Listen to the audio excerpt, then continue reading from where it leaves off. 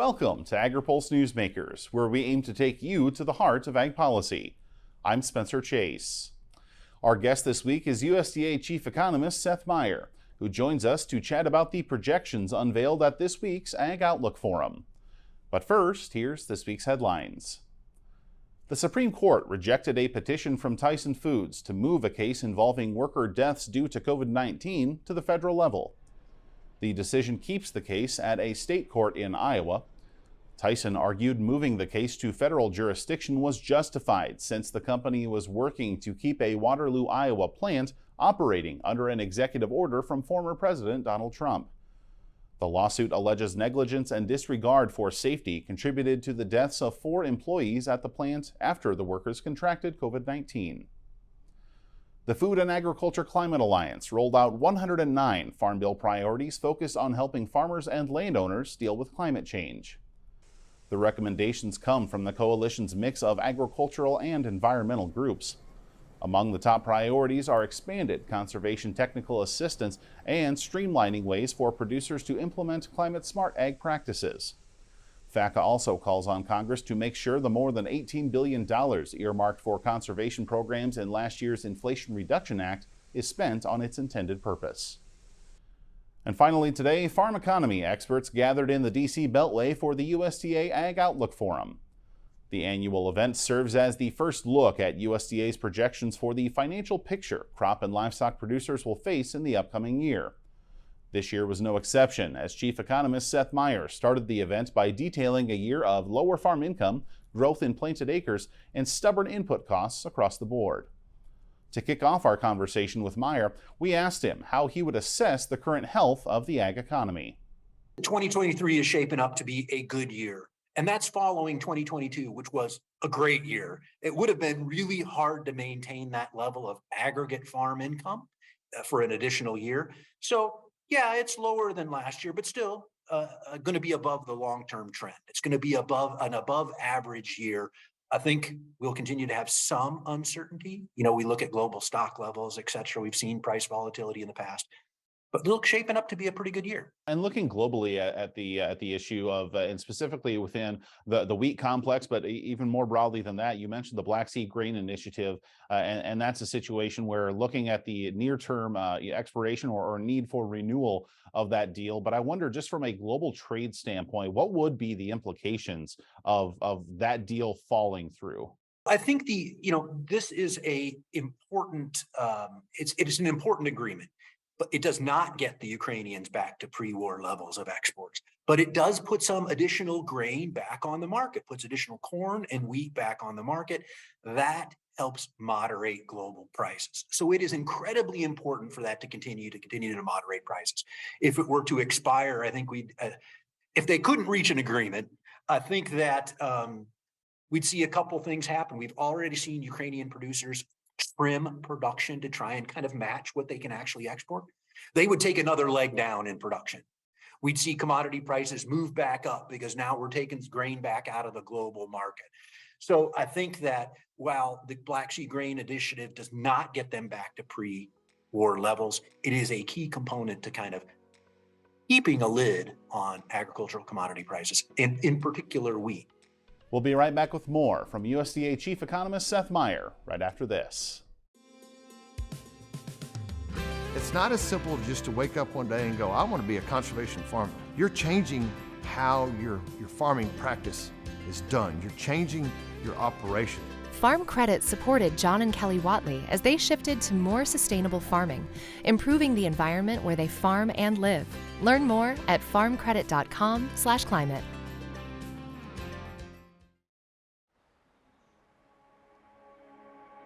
Farmers are always there for each other. We shed tears together, we celebrate together, but we also grow together. Farm Bureau is the largest general farm organization in the country. We have the farmers' back. If you're a farmer and you're not a member, we would welcome you into our Farm Bureau family. And if you want to know more about agriculture, come be part of this great family.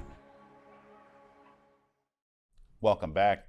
Ag Secretary Tom Vilsack has been pushing the idea of expanding profit opportunities for producers beyond the sale of conventional crops and livestock.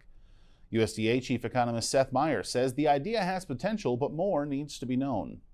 The Secretary talked strongly about diversifying lots of income streams, more income streams, different income streams, not eliminating any past income streams, just adding to them additional opportunities. I think a lot of this is consumer driven. I think a lot of it is the consumer saying they want this product. I think farmers are really good at delivering what the consumer wants. What do you want? I'll make it for you as long as you're paying for this. I'm a market-oriented person. The consumer wants something, the consumer is willing to pay up. I think there's great potential there to deliver to the consumers what they want. I think another aspect of what the Secretary points out is the ability or the opportunity to capture value farther up the chain as well too. Can I market directly to schools? Can I market directly to restaurants, to consumers? And can I capture some of that marketing value? That'll work for some producers and it won't work for others. Other producers might have the ability to say consumers at some location or a processor wants a climate smart commodity. I can do that. I am small only in geography in that I am small and I have a small amount of land, but I want to be big when it comes to income streams. I think that's a very reasonable desire for some producers to maximize the value of their land. And I think that production of energy on the land, production of environmental services, the production of, making more closer direct connection to your consumers. So I think that there is a lot of potential there for producers who may be more limited in their land holdings, or maybe closer to those kind of opportunities, who may be willing to experiment with different production practices. So understanding that there's a lot that we still need to learn about just what this, new system could potentially look like, the buyers and sellers, et cetera. What do you need to know from an economic standpoint before you can put kind of some hard numbers on what the individual producer profit potential looks like? I'm an economist, so I'm a numbers person. I always like numbers, and I think you're absolutely right. So when the Secretary talks about, well, we've got these climate smart commodity network and this program, and we're going to figure out how to match consumers to producers for these climate smart commodities, my mind initially goes to, well, this network is going to gather all the information about what were the challenges? What's the actual environmental benefits? How can we quantify them? How can we assure consumers that they're getting the end product attribute that they want? And how can producers gain value from it? So to me, the most interesting part of the Climate Smart Commodities Network, this program, this network of businesses who are operating in this area that we're funding or co-funding, is what we're going to learn out of this, what we're going to monitor, measure, record, and verify, MMRV. And I think that's the most important aspect. You got to be able to measure it. You got to be able to assure consumers that they're getting what they say they want. So I want to wrap up here talking on the demand side of things. We've talked a lot about American producers and their production, their exports, things of that nature. But as we look at things from a domestic consumer standpoint, how are you anticipating macroeconomic factors like inflation, continued recovery from the COVID-19 pandemic? How do you anticipate all of those factors will combine to impact the kinds of disposable income that will lead to additional food purchases beyond emergency staples? I talked about in my speech that, hey, we're producing a lot of meat, a little less this year, but we're still producing a lot of meat, and demand's been really robust. So I do have some concerns about where we land. Is it a soft economic landing? I think I'm feeling a little bit better about a soft economic landing in terms of the Fed's actions and their need to raise interest rates. I mean, we're still getting lots of mixed signals within the economy about is inflation coming down, and are we going to hit our target? Are we going to have to be more aggressive? Will we have been too aggressive? I'm feeling a little bit better that we'll get it closer to right. And we're seeing some good signs where, consumer savings rates have stopped falling and maybe they've kind of eased back up. And to some extent, that tells me consumers are feeling a little bit better and are a little bit better about their situation. So again, I'm hopeful that we'll see a somewhat soft landing. Inflation is coming down. Where food prices are still rising, but the rate of the rise continues to slow. I think we'll continue to see that.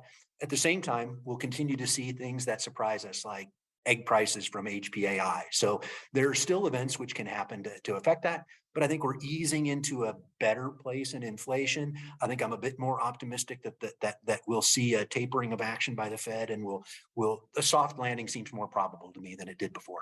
99th Ag Outlook Forum this year. Anything you can tell us about big plans, big expectations for number 100? Only that we'll start planning on Monday morning, and I invite you all to attend in person and virtually next year. Very good. USDA Chief Economist Seth Meyer, thanks for joining us. We'll be right back with more Agri-Pulse Newsmakers, but first, our Hannah Pegel checks in on some important figures from a key nutrition program in this week's Ag by the Numbers.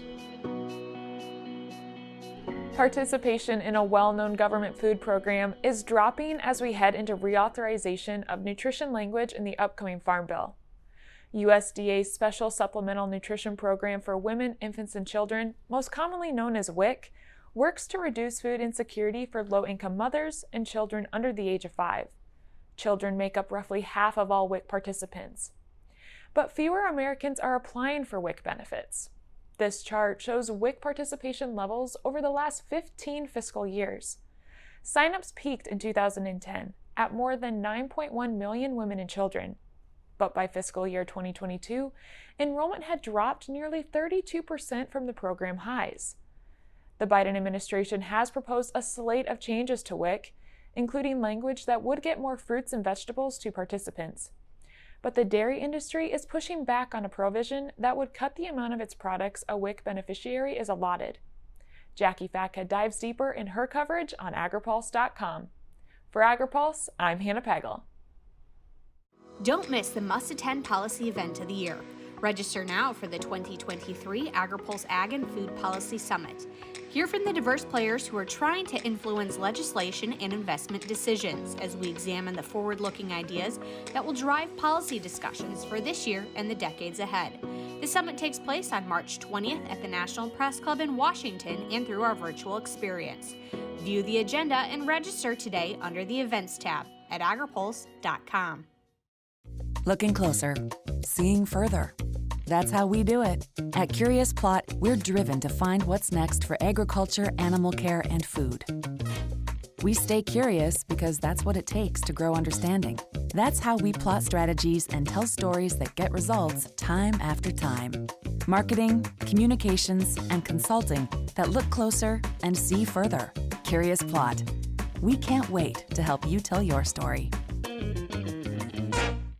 Welcome back to Agri-Pulse Newsmakers. Going to continue our conversation now on the agricultural economics projections that we're discussing on this week's show and at this week's USDA Agricultural Outlook Forum. Joined this week by Krista Swanson with the National Corn Growers Association, as well as Scott Irwin with the University of Illinois. Appreciate both of you taking the time to join us. And Scott, I want to go to you first because obviously unveiling a lot of projections this time of year as we look ahead to the upcoming planting season, the upcoming crop and livestock production season.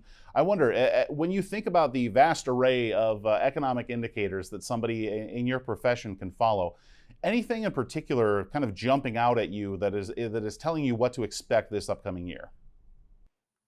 Well, I think one of the key sets of numbers will be U.S. total planted acreage to major crops. The USDA came out with their first forecast this morning at the Ag Outlook Forum, and that's going to set the size of the U.S. supply base going forward for the upcoming crop year. I tend to be on a little bit of what might be called the heavy side of acreage projections relative to the USDA, but I think they're pretty close to in line that we're going to be someplace around 180 million acres combined corn and soybean planted acreage this year. So we look at those USDA figures, they're looking at about 91 million corn acres, about 87.5 million on the soybean side. And so right now we're still seeing corn is king from a planted acreage standpoint, and that's something that has been the case for a while. But there are some that project that could potentially switch at a certain point in time due to robust demand from things like renewable diesel, sustainable aviation fuel, a lot of increased crush capacity, a lot of uses for soybeans in the United States and around the world. We haven't seen that yet. At what point do you think is a realistic inversion point to be watching there? Well, I'm on the maybe pragmatic middle on the whole debate about the need for soybeans and soybean oil in the midst of this renewable diesel boom. There's a lot of moving parts here.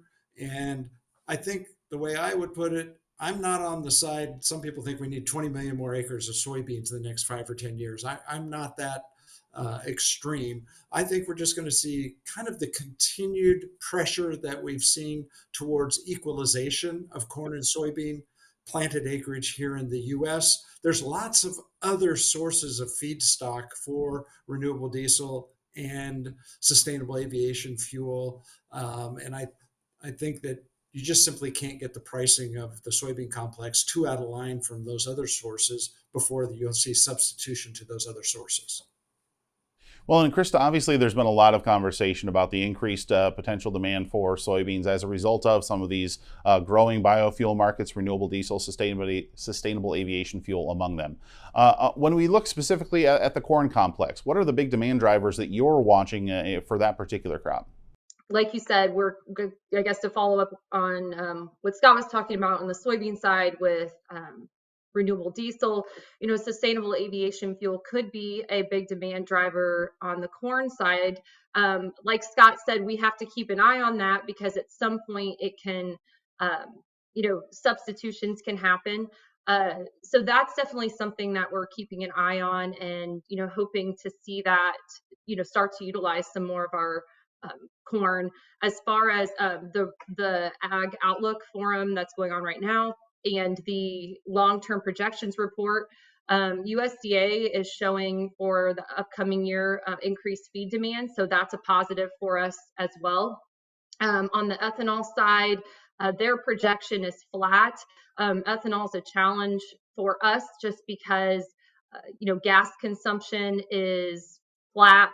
And looking ahead into the future, if we see a greater transition to electric vehicles, the market for that fuel is declining. And so to get more ethanol in, this is why, from a policy perspective for us, it's really important to see, and we're pushing for higher ethanol blends so we can continue to have that as a demand driver for corn as well. We'll be right back with more from our panel right after this. Regenerative poultry production is a process by which nature can actually recapture and restore the energy that is being taken out of a space. Farm Credit helped Rahi build his dream of regenerative poultry farming and encouraging fellow immigrants to find community in agriculture. Nothing beats a farm. I'm just pursuing happiness. Learn more at farmcredit.com/beginning.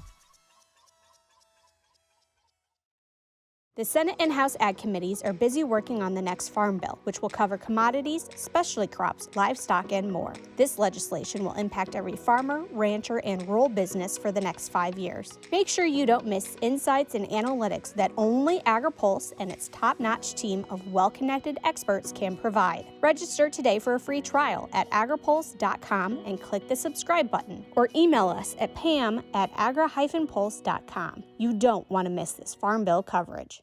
Welcome back. NCGA economist Krista Swanson says while the organization is keeping a close eye on the politics of the U.S.-Mexico corn situation, it's not yet factoring into economic forecasts. I will note that in USDA's long-term projections that it's not accounted for in there. Whenever those projections were started, that was not really, Mexico had indicated this coming, but it hadn't ramped up like it has here in the past month or so. It's definitely something that we're keeping an eye on and studying and looking at, how that's going to impact our corn farmers across the country. And something that we're working very hard to get resolved and reach a resolution with Mexico as well, because that they are such a critical trading partner. Mm-hmm. Looking around the rest of the world, is there room for additional market penetration in other areas? Should Mexico, if we accept the potential doomsday scenario here for the American corn producer, should Mexico stop buying American GMO corn? Is there room for market penetration elsewhere? Yeah, definitely. China is always that, they have been buying more corn, and we would like to continue to grow in that space. We also have, other areas where we can increase exports. And so that's something that's important. Although I will note that as much as we want to get the Mexico situation resolved, I think that we may see some adjustment in trade flow patterns, but as of right now, they still are willing to, this decree does not impact yellow corn, which is a large percent of what we export to Mexico. So while we do find it critical to get a resolution to this, it's not necessarily a situation where Mexico is completely being removed as a trading partner. Yes, important to note the traffic could still continue headed south of the border for American corn producers. And Scott, I want to wrap up the conversation with you because as we look at a number of the demand drivers that we've discussed here so far today, things like biofuels, things like trade, one that Secretary Vilsack has pushed pretty hard is potential additional value-added sales through carbon sequestration, other means of generating income outside of traditional commodity sales. I wonder, what do the economics tell us at this point about the market and the income potential for American producers from that kind of a shift within the ag economy? Well, there's a lot of discussion on that point, but the market values have not really been determined very well. We have a real issue with basically measuring carbon removal in a way that can be monetized. I don't see a lot of people working on it, so there's progress, but there's big challenges on the measurement front before you can really trade it and make earnings on it. But it's certainly going to be a potential growth area for value-added income in the future. Just in the last couple of days, California is making noise of tightening down their carbon emission standards, and that's kind of the bellwether in terms of carbon pricing in the United States. So definitely something to keep an eye on. So it's definitely something to keep an eye on, as you said, as we watch a number of the different economic factors that are going to be facing American producers this year. A lot of folks getting ready to head into planting season in the southern part of the country. Some are already there, and we'll be keeping a very close eye on the prices they're getting, the production that they're doing throughout the rest of the year. But Krista and Scott, appreciate you joining us. We'll be right back with more Agri-Pulse Newsmakers, but first, our Lydia Johnson takes a look at the Farm Bill process across the country in this week's Map It Out. Congress is picking up the pace in its review of the 2018 Farm Bill. Lawmakers have been all over the country as the process for writing the next Farm Bill gets underway. House and Senate Ag Committee leaders hit the road for listening sessions and field hearings that allow for direct feedback on the legislation. This map shows the locations for 2 Senate Ag field hearings and 7 House Ag listening sessions for the upcoming Farm Bill that have taken place over the past 10 months. Several members have also held individual conversations in addition to the events organized by committee leadership. The events give local producers, farm organizations, nutrition advocates, and others a chance to call attention to their priorities, which may be specific to the geography of where the gathering is taking place. Senate Ag is also holding additional hearings on Capitol Hill during the 118th Congress. Lawmakers have held hearings so far on nutrition, crop insurance, trade, and other topics, and will gather next week to discuss conservation language. For Agri-Pulse, I'm Lydia Johnson. Don't miss the must-attend policy event of the year. Register now for the 2023 Agri-Pulse Ag and Food Policy Summit. Hear from the diverse players who are trying to influence legislation and investment decisions as we examine the forward-looking ideas that will drive policy discussions for this year and the decades ahead. The summit takes place on March 20th at the National Press Club in Washington and through our virtual experience.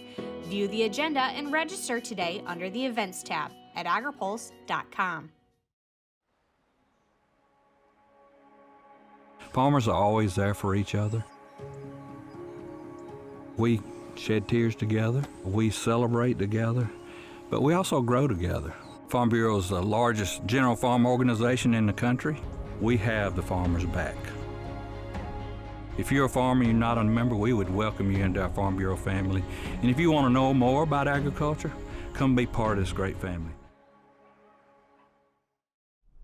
Thanks again for tuning in for another episode of Agri-Pulse Newsmakers. Before we let you go, here's what's on the horizon for the upcoming week. The Ag Committees in both chambers will be getting together. House Ag will convene Tuesday morning for a hearing on challenges facing American agriculture, and Senate Ag will hold a hearing Wednesday morning on Farm Bill conservation programs. And be on the lookout for our Steve Davies at the National Ethanol Conference in Orlando, Florida. Stay tuned to agripulse.com for all of this and more. For Agri-Pulse Newsmakers, I'm Spencer Chase. Have a good one. Newsmakers is a production of Agri-Pulse Communications. For more ag policy news, visit agripulse.com. You can also find our new content on YouTube and wherever you get your podcasts. Don't forget to follow Agri-Pulse and our correspondents on social media to get breaking news and more.